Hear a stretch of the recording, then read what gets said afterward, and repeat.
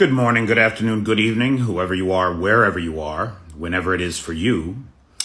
I'm Peter Alexievich, and I want to talk about the impending government shutdown because we are on the verge of yet another government shutdown in the United States that is being manipulated by folks for their own selfish interest. I think it's very important that we make that clear because it is Congress's job to keep the government running. They hold the purse strings, as we learned in civics class when we still had civics classes. And it's their job to put together a budget and keep the government running. Now dig this.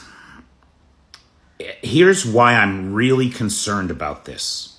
And this doesn't just apply to Americans.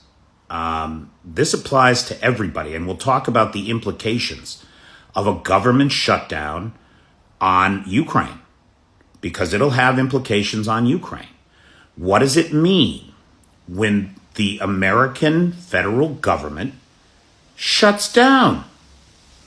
Well, first of all, and there's a great article in The Economist, and you can see that this is from September 29th, 2021. There is a contingent inside of the American Congress that seems intent on doing everything they can to undermine American power in the world and make life hard for everyday Americans. Because that's what happens when the government shuts down. First off, as this article points out, the first thing that happens is that all those government employees stop getting paid. That's 2 million Americans, right, that aren't getting a paycheck and have to live then through the shutdown.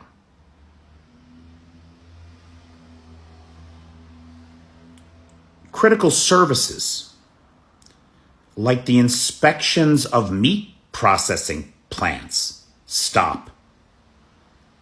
And then people die of botulism because employers think that they can cut corners during these times because there's not going to be any health inspectors. The people that monitor hazardous waste disposal. You worried about your groundwater? You want to know that your groundwater is safe? Well, having the EPA furloughed is not going to help with that. We have enough problems with that kind of thing as it is. We pay these politicians to keep the mechanisms of government functioning. You support the people of Ukraine in their fight against the imperial ambitions and the genocide visited upon them by the Russian Federation? Well, if the government shuts down, who's going to process the transfers of equipment, funds, and services to the people of Ukraine? So a U.S. federal government shutdown doesn't just impact Americans. It's global. But the particular impact is on Americans. And my friends, I got to tell you, I was very disturbed yesterday because I found a video on here of a guy saying, oh, what'll happen in a government shutdown is you'll pay less for gas. If we can just have an extended federal shutdown, your gas price will soften up. Yeah, because we'll be in a recession. Everybody will be broke.